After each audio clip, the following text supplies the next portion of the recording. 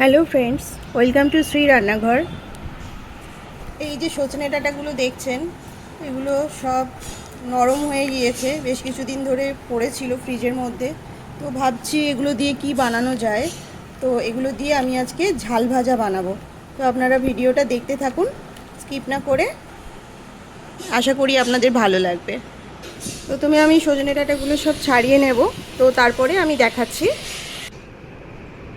আমি এগুলো ভালো করে ধুয়ে নিয়েছি সব। আমি সজনে ডাঁটাগুলো নুন হলুদ মাখিয়ে বেশ কিছুক্ষণ রেখে দিয়েছিলাম। এবার কড়াইতে একটু সর্ষের তেল দিয়ে প্রথমেই কালো জিরে ফোড়ন দিয়ে দিলাম। ফোড়নটা একটু ভাজা ভাজা হতে এবার আমি সজনে ডাঁটাগুলো দিয়ে দেবো।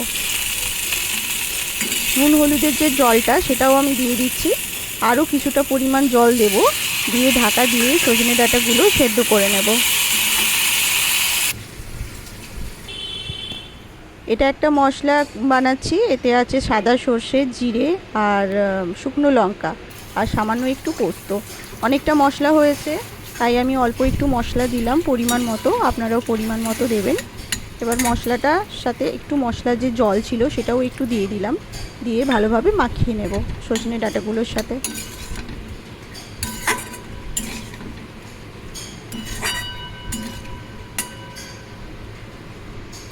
এবার আমি সামান্য একটু চিনি দিয়ে দিলাম। ডাঁটাগুলো একদম সেদ্ধ হয়ে গিয়েছে, এটা একদম শুকনো শুকনো হবে।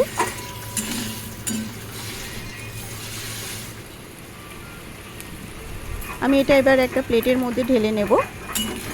এটাকে বলা হয় ঝাল ভাজা। এটা যখন সজনে ডাঁটা যখন গুঁড়ো হয়ে যায় তখন সেই সজনে ডাঁটাগুলো এভাবে ঝাল ভাজা করে খায়, বা সজনে ডাঁটা শুকিয়ে গেলেও এভাবে খাওয়া হয়। এটা আমার দিদার রেসিপি, আমার দিদার হাতের রান্না, খেতে খুবই সুস্বাদু, আপনারা অবশ্যই ট্রাই করবেন।